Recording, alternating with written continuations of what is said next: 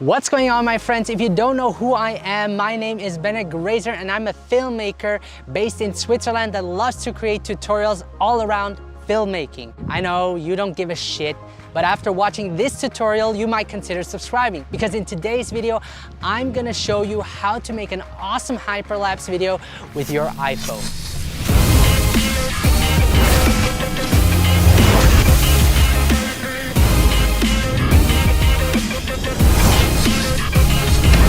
Oh, look at this hair. So a hyperlapse is basically a moving time-lapse which you can create by moving your camera a short distance between each shot. There are a couple of ways to make a hyperlapse video. The first method is to shoot in time-lapse mode. Now open up your camera and choose time-lapse at the bottom. If supported, use your wide-angle lens in your camera to get the best results. Make sure to enable grid lines so that you can set a focal point for your shot. I usually like to use buildings as my focal point. Once you have your object centered in the frame, now you're ready to hit the record button. Slowly move towards or away from your object at a constant speed. Make sure to keep your hands as steady as possible while also having the object centered. Once you're done, you can stop recording. Your iPhone will take a minute to stabilize the footage, and once it's done, you can preview your clip. Now, it can be challenging to get a smooth hyperlapse. If your footage is still shaky, try reshooting it. Focus more on keeping your hands steady or moving a little bit slower to really keep the object centered.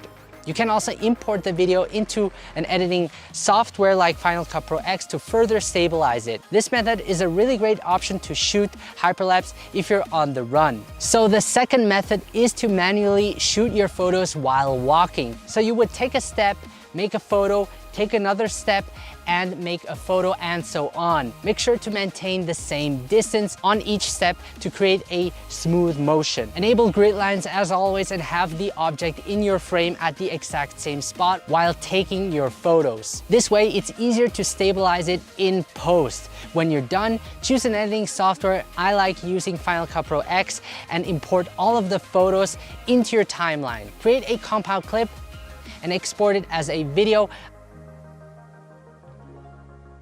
I then re-import it and add image stabilization, color grade it, and export it again as a smooth hyperlapse video. The great thing about doing it this way is that you have a better resolution if you're shooting in RAW and not in a compressed JPEG file. This is sort of the traditional way of doing hyperlapse. The downside to it is obviously that it takes a lot of time. You have to walk the track, take a photo after each step, and edit the entire sequence into a video. Now, the third method would be to use a gimbal like the DJI Osmo Mobile 3. It's so much easier to use a gimbal to create smooth looking footage, especially if you want to do a hyperlapse video. Now, what really sells the effect is if you add motion blur in post to give the expression that it's a long exposure. I prefer adding motion blur because it makes it look more fluid and organic. I would definitely recommend shooting with a gimbal because it makes the process just so much easier. Now, for our fourth method,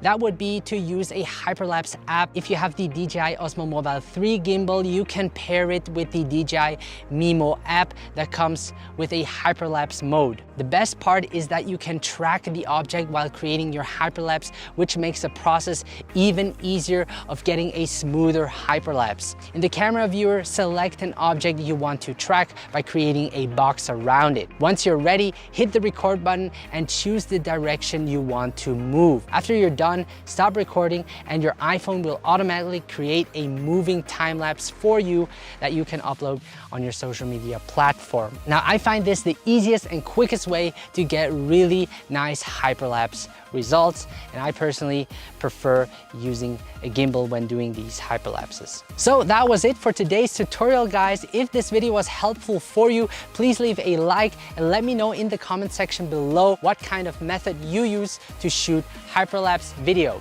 I would love to see your results, so tag me in your video on Instagram at Bennett Grazer. Subscribe to my channel so that I can keep creating these tutorials for you. I really enjoy every single new subscriber. Thank you so much for watching, and I will see you in the next video.